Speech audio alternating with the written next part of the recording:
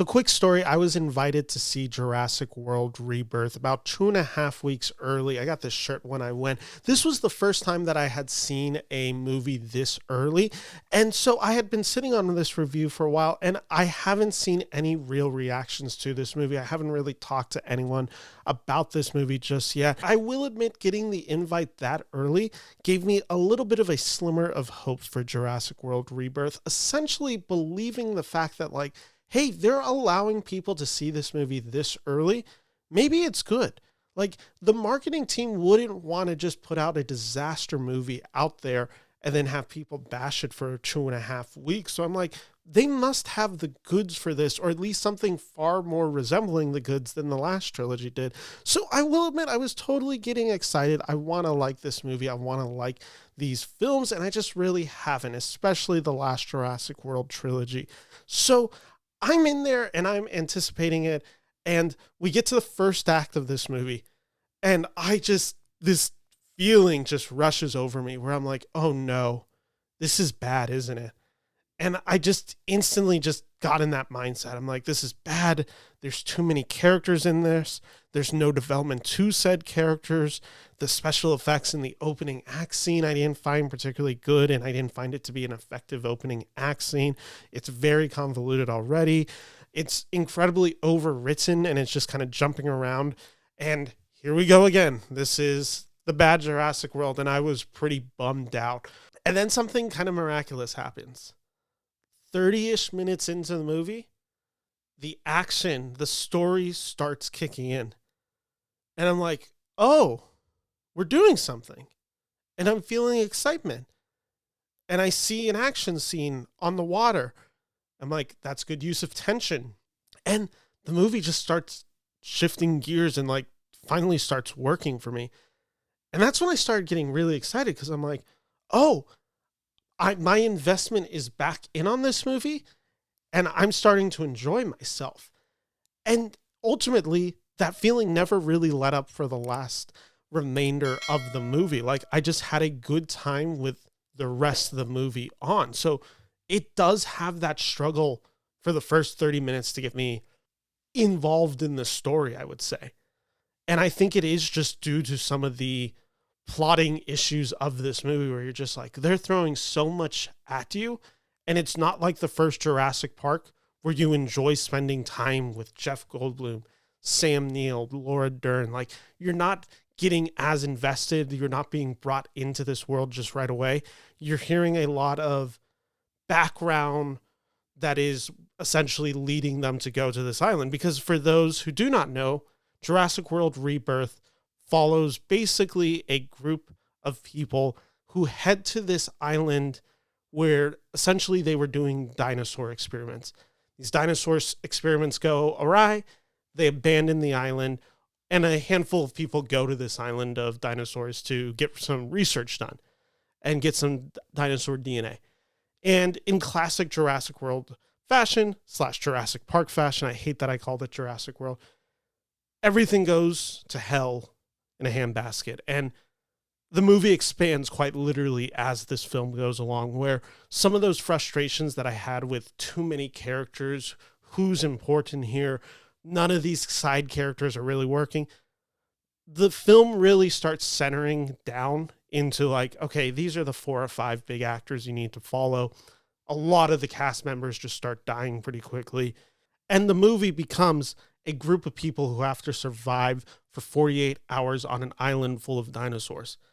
There's no real subplots to it.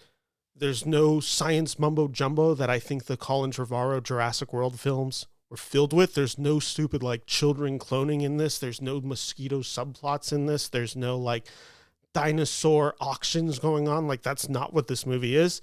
It's no frills. It's just thrills in a way that honestly, this franchise just hasn't delivered much of since the first film. Watching Jurassic World Rebirth, I thought a lot about monster films. Specifically, I kept coming back to certain films like the King Kong film by Peter Jackson, or even Kong Skull Island from a few years ago. Just this monster adventure movie in that lineage is, I think, what this movie achieves. It's back to the basics. It's characters / actors you like, coming together to face dinosaurs.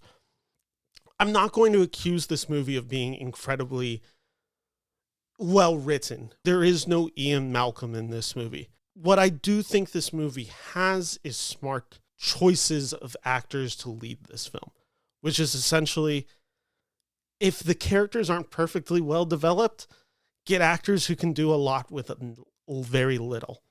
And I think that's what you get. So this movie's filled with archetypes of characters. You get Scarlett Johansson. She's playing the covert agent. She's a badass in this movie. You get Mahershala Ali, who is kind of the team leader / navigator for this team. You get Jonathan Bailey, who's the scientist. You get Rupert Friend, who is the billionaire. And then you get Manuel Garcia Rolfo, who is the father protecting his kids. Those are like the 5 big actors in this movie, with a handful of other supporting casts throughout. While there is a lot underdeveloped with these characters, Scarlett Johansson is such a good screen presence that she's able to steady the film. Same with Mahershala Ali. They're giving performances in this film that honestly the screenwriting doesn't deserve them in this film, but they're doing the most with very little. And that really just helps the hum of this movie. I think that's one of the big issues with Jurassic World. I like Chris Pratt as a screen presence. I find that character of, I think his name's Owen Grady in those films, to be just incredibly a nothing burger. And Bryce Dallas Howard is actively horrendous in the Jurassic World series. So like the fact that you're now filling these movies with good actors who are just know what is expected of them in this film really helps. So when they have to hit humor, they can hit humor with ease. When they have to hit dramatic beats, they can hit dramatic beats with ease.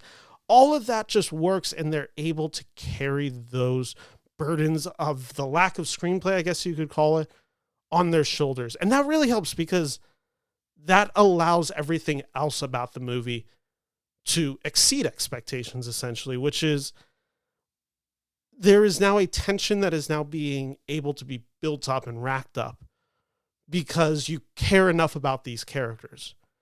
And when you can put these actors in these situations with dinosaurs, you get tension, you get thrills, you get action, you get moments of levity with humor that actually lands, which again is not something I can really say the other films in this series necessarily have outside of the first film. And I think that's also like a huge thing that is worth discussing. Like the Jurassic Park franchise just isn't very good outside of Jurassic Park.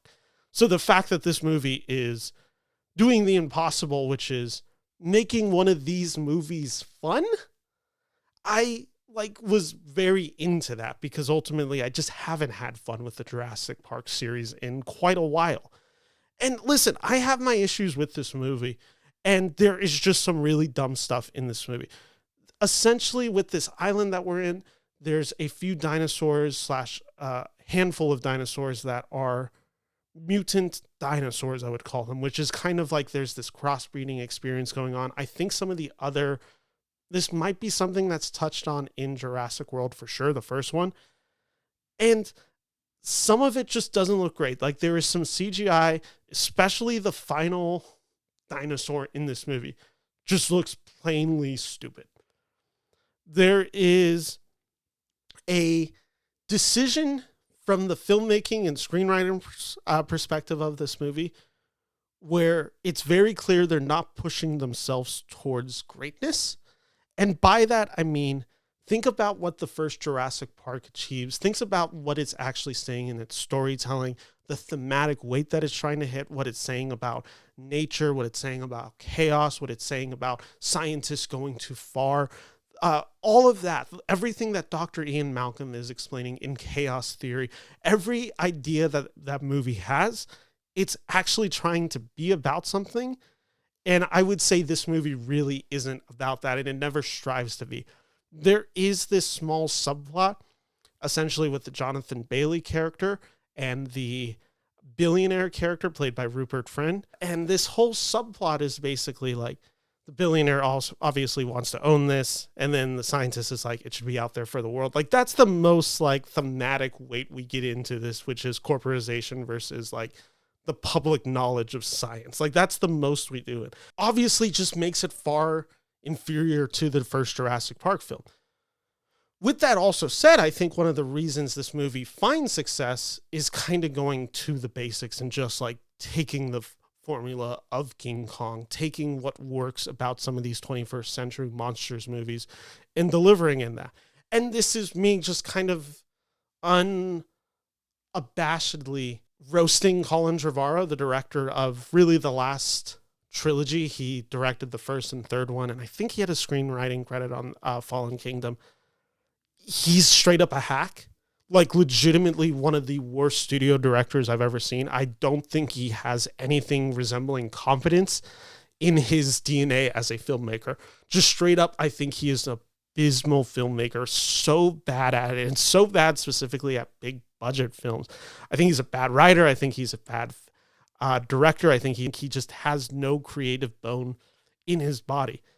This movie is directed by Gareth Edwards, who's given us such films as Godzilla from 2014, gave us Rogue One kind of before there was some reshoots on that where it sounds like he wasn't really involved. He also directed The Creator. These are all movies that I think look beautiful and have some weak screenplays. Gareth Edwards does not write the screenplay for this movie, and what we now get with this movie, which I think was very noticeable, and I think it's why Gareth Edwards largely succeeds with his direction of Jurassic World Rebirth.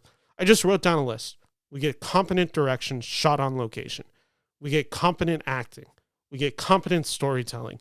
We get competent lighting. We get competent pacing. We get competent staging. And again, I have issues with some of those. I mentioned some of the storytelling flaws of this movie. I mentioned how the first 30 minutes of this movie, I do not think are particularly well paced. Once we get into the meat and potatoes of this movie, I think this movie has a lot to offer. And this film, Jurassic World Rebirth, isn't going out of its way to improve the Jurassic franchise.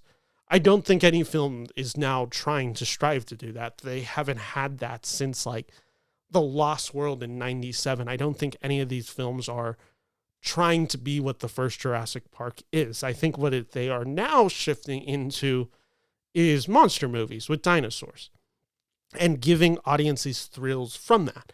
I think what the Jurassic Park franchise has been missing since the first film is really deliver something that is highly entertaining of an installment to a franchise that honestly, that is a very hard thing to do, apparently. They haven't really been able to get something that I find highly entertaining. I think Jurassic World is maybe in some ways the closest to it, even though it's completely a rehash of Jurassic Park, just done dumber. But I also think some of the Trevorrow issues that I have with that, some of the side characters that appear, just some of the dumb plotting choices made in Jurassic World really frustrate me. This movie doesn't have that, and it doesn't strive to be more than that, which is going to upset some people. Some people are going to see this and they're just going to be like, this is generic Hollywood bullshit. And I totally get that perspective. For me, I was able to walk in, be pleasantly surprised by the experience, and walk out and just kind of instantaneously be like, this is by far the second best Jurassic Park movie I've ever seen, which again is a very low bar to clear, but this franchise hasn't delivered that. So the fact that I saw something that I had a really good time with, that scared me at times, that had really fun sequences in there, that had really great dinosaur action, that had actors that I like in it, and gave me something that, for 2 hours I was, able to enjoy, I think is a credit and testimony to what Jurassic World Rebirth does well. This is not going to be one of the best films of the year. I had a really fun time watching this movie when the action finally clicks in. And I think a lot of audiences will have that same reaction too. So Jurassic World Rebirth is a success for me. I'm going 3.5 out of 5 stars. So thank you so much for watching this review. Make sure to subscribe to the channel for more. I'll be having reviews out on Materialist soon, F1 soon, and I have early tickets to Superman, so I'll have those reviews out soon. So make sure you subscribe to this channel for more.